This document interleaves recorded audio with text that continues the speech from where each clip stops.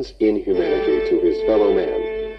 How did it start? When did it begin? It would seem that as far back as man can see, well into biblical times, the dissident, the different, the unique person was cast away from society, exiled, humiliated, imprisoned, tortured, even put to death in the most cruel and unspeakably horrible ways. And so it was. Even when the Pilgrims came to our shores in search of freedom from cruelty, they were the dissidents. In December of 1620, the Mayflower landed at what would become Plymouth Plantation in Massachusetts. Of the 98 pilgrims who came to the new life in the New World, 41 proclaimed that they were saints. But what of the remaining 57? Well, since they were not saints, they must of course be of some lower class. And these poor wretches were, either as servants or because they were suspected of some undesirable behavior, or because they remained faithful to the Anglican Church of England. Within months of settling, Anglicans were speaking out against the Pilgrim saints and their strict ways, and the saints were responding with brutal beatings and banishments. In less than a decade, the whipping post, the stocks and pillories, designed to confine the victim by head and hands in full public view, were a common form of punishment. The offenses: lying, forging, card-playing, slander, selling rotten food, overpricing, purse-snatching, drunkenness, unruliness, fighting, brawling, husband-scolding, wife-beating, cursing, blasphemy, or fortune-telling, or just for being unpopular. Could witchcraft be far behind?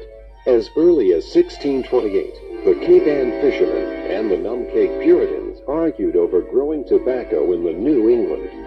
At last they came to a peaceful compromise, and so their meeting place was called Salem, from the Hebrew word shalom, for peace. Yet later that same year, the Christian Prince of Peace was literally banned from Salem. Anyone celebrating Christmas, the Mass of Christ, was sent to sit in the stocks and to have his ears chopped off. Was this distorted image of humanity and peace an antecedent to the witch hysteria? You decide. By 1630, Salem had become a Puritan community, and the public confession of sin before the minister and the entire congregation was the creed accepted as the depravity of mankind. Punishment was imposed by the Puritans. Eternal damnation was left to God. This same creed, this same philosophy at Salem in 1692 allowed those who confessed to being witches to go free. But those who refused to admit witchcraft and repent were hanged at Gallows Hill until they were dead. Of the 150 accused of witchcraft, 55 admitted they had made a pact with the devil. Some were tortured into confession, but many confessed to avoid the hangman's noose. Those who said they were witches were eventually freed. Those who refused to admit they were witches were condemned. William Barker told the judges that he was a witch, and the devil's design was to destroy Salem and set up his kingdom here. The year was 1692. It was a long, snowy winter. There were recent Indian massacres. The French attacked other villages. Smallpox was raging, taxes were too high, and people had little faith in the colonial politicians. A servant woman named Tituba, with her husband, John Indian, loved to talk about the devil and his powers as they sat around the fire at the home of Reverend Samuel Parris. Were the 9 girls, ages 9 to 19, really bewitched by Tituba's tales? Or did Tituba feed them hard cider or narcotics brought to Salem from the West Indies? Possibly the girls went into tantrums and fits because they were bored and wanted attention. Or maybe the devil really did come to Salem. Most New Englanders believed in witchcraft in 1692. The few disbelievers were afraid to speak out, although over 50 people signed a petition to help save the Proctors from the gallows. Some even tried to help friends and family escape from the dungeon. Only 2 accused witches escaped. Of the accused, John Proctor was the most outspoken. Using a cudgel on the girls' bottoms would be an effective way of dealing with them, he said, and if I had Tituba or John Indian in my custody, I'd beat the devil out of them. John Proctor was hanged August 19th, 1692. Usually Tituba, the black slave woman, is blamed for starting the Salem witch mania in 1692. But 4 years earlier, Goody Glover, an admitted witch, was hanged in Boston. She afflicted 4 children, Puritan minister Cotton Mather reported. Sometimes they were deaf, dumb, or blind. Sometimes their tongues would be drawn down their throats and then pulled out upon their chins, while Goody Glover spoke to them in the Irish tongue. The girls screeched, swooned, rolled on the courtroom floor, and sputtered incoherent phrases. You speak angrily to people and cause their cows to die. You tried to make me sign the devil's book, they shouted into the faces of the accused. They would double up in convulsions, shout blasphemies, and throw things.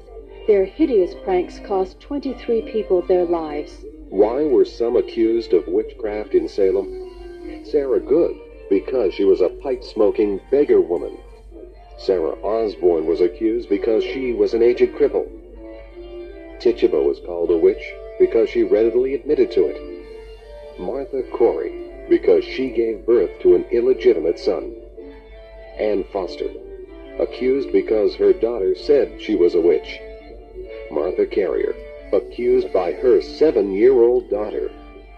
Rebecca Nurse was accused as a witch because her neighbor became ill and died. And Sarah Martin was called a witch because it was said she stepped in a mud puddle without getting wet. Mary Lacey of Andover admitted at her trial that me and Martha Carrier did both ride on a stick when we went to a witch meeting at Salem Village. Martha Carrier was hanged, and Mary Lacey avoided the gallows by telling of her ride on a broomstick. If you lived in Salem in 1692, more than likely you would have been accused of witchcraft.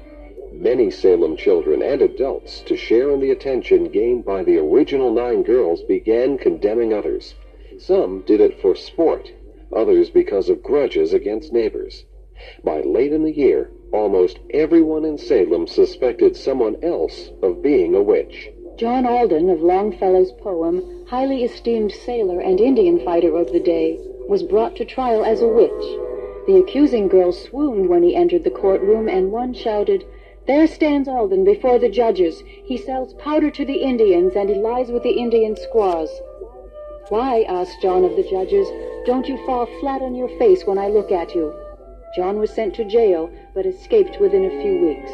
Constable John Willard of Salem arrested the first group of witch suspects, but a few weeks later was heard to say it should be the accusing girls who should hang. The girls then accused him of witchcraft. John Willard fled Salem, but was caught a week later and was hanged on August 19th, 1692. George Burroughs was sitting down to dinner at his home in Wells, Maine, 80 miles from Salem, when the sheriff and his men broke in on him and placed him under arrest. He had been the minister at Salem Village, and his servant girl had been Mercy Lewis. She was now 17 and had many a fantastic tale to tell about George. Reverend Burroughs had been married 3 times, and one of his wives had died while he was minister at Salem Village. Mercy charged him with murdering her. With his hands cuffed and legs chained, Burroughs was placed on the hangman's ladder beneath the hanging tree, where he recited the Lord's Prayer without fault, something a witch wasn't supposed to be able to do. Some of the spectators considered it proof enough that Burroughs wasn't a witch. The Reverend Cotton Mather soothed their doubts by saying, "The devil is most dangerous when appearing as an angel of light."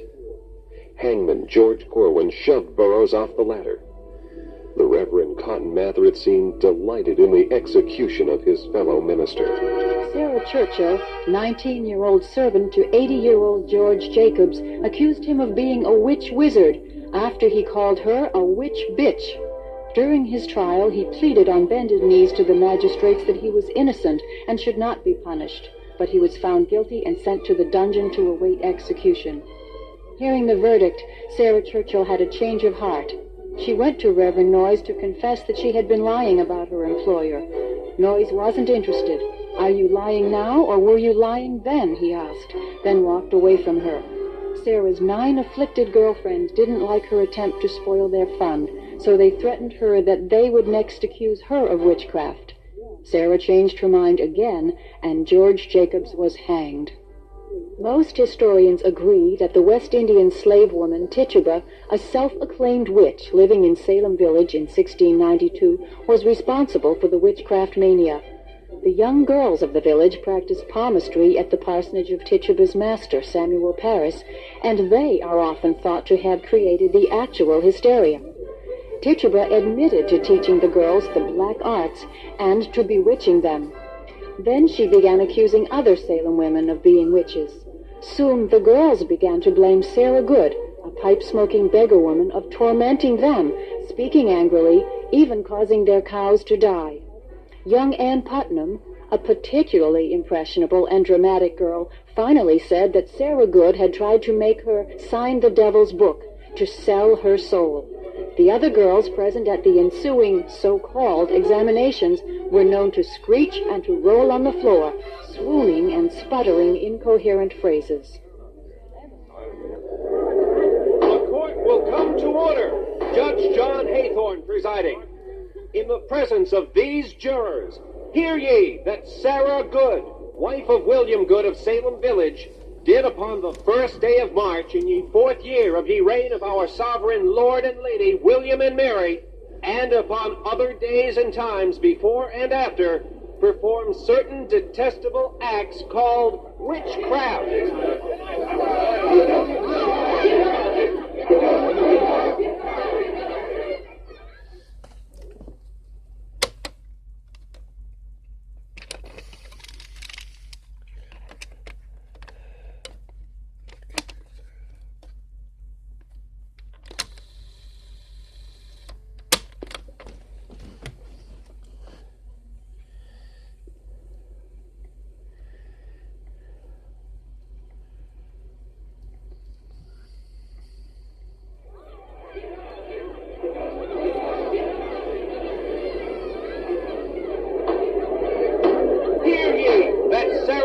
Wickedly hath used and exercised this evil witchcraft upon and against one Ann Putnam, single woman of Salem Village, to hurt, torture, afflict, consume, waste, and torment.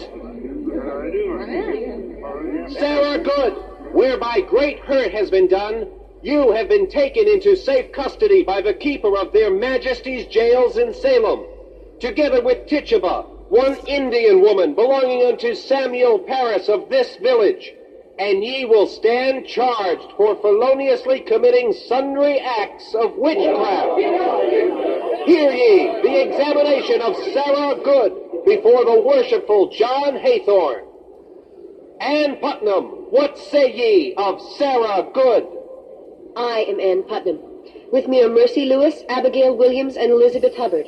We all be single women of Salem Village who have been hurt and tormented by Sarah Good, an evil servant of the devil. I be no servant of the devil. In 3 years past, Sarah and her family were put up in a barn, and Sarah and her family did live there. But she smoked a pipe, and the barn was set afire, burning 3 cows, a calf, and some hogs. And for these past years, the new cows did droop and die by the curse placed upon them, by Sarah Good. And the husband of Sarah Good did testify that she be an enemy to all that is good, and he be afraid that either she be a witch now, or would become one very quickly. Not so. 'Tis true. And her husband did testify with tears that you signed the devil's book. Even Tituba said you rode with her upon a pole, and that you must kill someone with a knife, and that you tried to make Tituba kill the child of Thomas Putnam last night, and would have Tituba cut off the child's head. 'Tis not true what you say. I killed no one. And the child of Thomas Putnam on this very day did complain of a knife cutting her while Mr. Putnam was at prayer. And does not a yellow bird be with you to stop these little ears at prayer time? I have no yellow bird. I saw a yellow bird suck you between the long finger and forefinger. I saw you practice witchcraft. I have no yellow bird. I saw a cat beside the bird, and this terrible thing that was all over Harry, because she appeared as a wolf going to neighbor Proctor's house. I be of no wolf. I have me a cat, yes, but I have no yellow bird. You have no yellow bird? Your daughter Dorcas testified that you have 3 birds, 1 black and 2 yellow. And these birds hurt the children and afflict persons. And if you can look upon her now and are not be afflicted, then you must be witches too. And Abigail Hobbs was in the company of Sarah Good, and she knows her to be a witch, and soon after was taken deaf. And even your husband William says you have strange ways. William left me for poor and destitute. He be not a good husband. He be a wizard. I be not a witch. 'Twas his pipe that set the barn on fire, not mine. I tell ye, he killed the cows, not me. I be holy. He be dirty. He blasphemes, does William. Do not blame William. You are the one who hurts us. She is the one who tormented us. Even now when I look upon her, she causes my flesh to creep, and I felt the sticking of pins. I do not torment you. It was someone else brought to this meeting house that torments you. It was you brought to this meeting house, and you were muttering. What is it that you say when you go muttering? If I must tell, I will tell. Do tell us then. I mutter my psalms. I say the commandments. To whom do you mutter? To God. To God? What God do you serve? I serve the God who made heaven and earth. You serve the devil. Tituba saw you sign the devil's book. No, 'tis not true. Your husband William says that you have a wart, a witch's mark on your arm. Show them your arm. I have no wart. My skin be clean. Your husband William says you grew this wart when your child died. He said that you even told him that the devil took your child. The devil did take my child.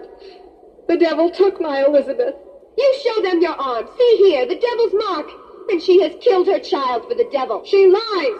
This is not true. You be of such awful lies. I did not kill my child for the devil. She died of the pox. She hath touched me. She hath touched me, and she wears the devil's mark. She is pinching me on the arm. She be biting me on the arm. See the mark of her bite. Do not look at her. You will be afflicted. She makes me suffer so, and I have suffered enough. You be guilty. You be a witch. You should be taken to the dungeon. You should be hanged. I do not hurt this child. The devil came to me. He put pains in my head, and he bid me serve him. But I would not. Sarah Good wrote in the devil's book. If I hurt the children, God would hurt me. He would punish me. Look, there he be, Sarah Good's black devil. God protect us from him. The devil has come to Salem. I be not a witch. I am innocent. And if you hang me, God will give you blood to drink. Sarah Good was found guilty of witchcraft and was hanged at Gallows Hill in Salem on July 19, 1692, together with 4 others. Her daughter, Dorcas Good, was prompted by Sarah to admit to being a witch. Admitted witches were spared. Little Dorcas Good was spared the hangman, but was imprisoned in the witch dungeon. After 1 year in the dungeon, Dorcas was declared insane. She was 5 years old. Perhaps the most unusual witchcraft story is the tale of Giles Corey. Giles Corey was an 80-year-old man when he was accused of being a witch.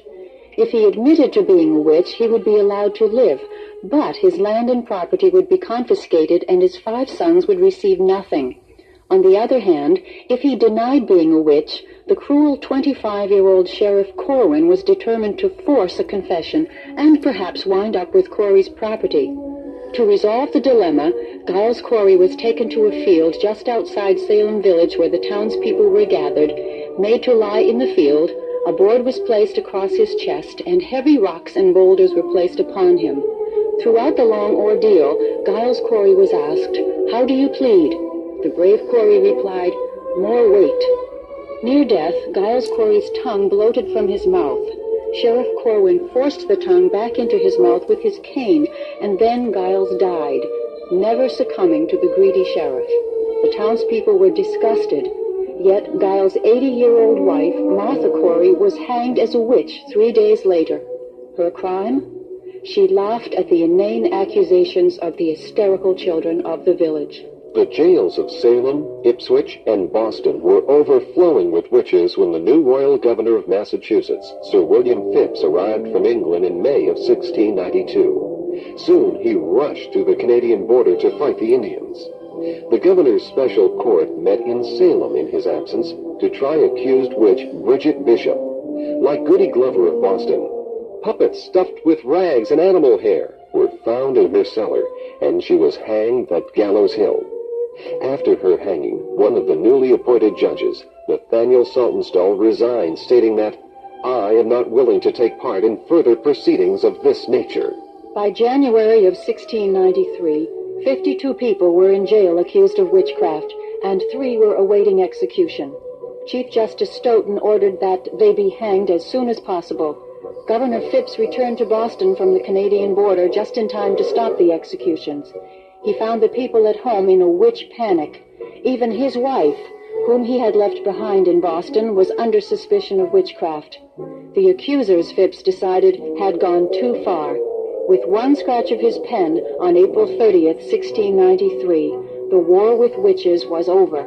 By mid-May of 1693, most of the 150 or so accused and convicted witches had been released from jail, but some were not allowed to leave the witch dungeon until they had paid the jailer for his keep. Margaret Jacobs, whose property had been confiscated by the sheriff, could not pay her jail expenses, and she remained in the dungeon for weeks after the governor's pardon, until a stranger came along and paid the jailkeeper to release her. Sarah Dustin wasn't as lucky. No one came to her rescue, and she died in the dungeon, the last casualty of the Salem witch hysteria. The only one who profited by the Salem witch trials was Sheriff George Corwin. The cruel sheriff confiscated property and pocketed fees collected from the accused and their relatives. Giles Corey, an accused witch, before his death, placed a curse on Sheriff George Corwin's blood. Was it that curse that caused Sheriff George Corwin to die in office from a blood disease? Tituba, the real instigator of the witch dilemma, spent 14 months in the dungeon and was sold into slavery to pay her jail expenses. Many years later, at the age of 26, Ann Putnam confessed that she had falsely accused Sarah Good and others. Putnam claimed that she had been possessed by the devil. Historians believe that Ann Putnam's mother was an evil, vicious influence who led her impressionable 12-year-old daughter in the devil's ways. Judge John Haythorne sentenced Sarah Good and others to be hanged. His descendant, Nathaniel Haythorne, altered his name by adding the letter W to avoid the judge's shame. We all know him now as Nathaniel Hawthorne, author of The Scarlet Letter and The House of the Seven Gables. During the thankfully brief period of American witchcraft, 20 persons and 2 dogs were hanged until they were dead. An 80-year-old man was crushed to death. A young child was driven to insanity. More than 150 people were imprisoned in dungeons, property and goods were confiscated, and hundreds of lives were devastated. Could this ever happen again in 20th century America? What do you think? Surely we don't believe in such things today, do we? By the way, did you ever see The Exorcist or Rosemary's Baby?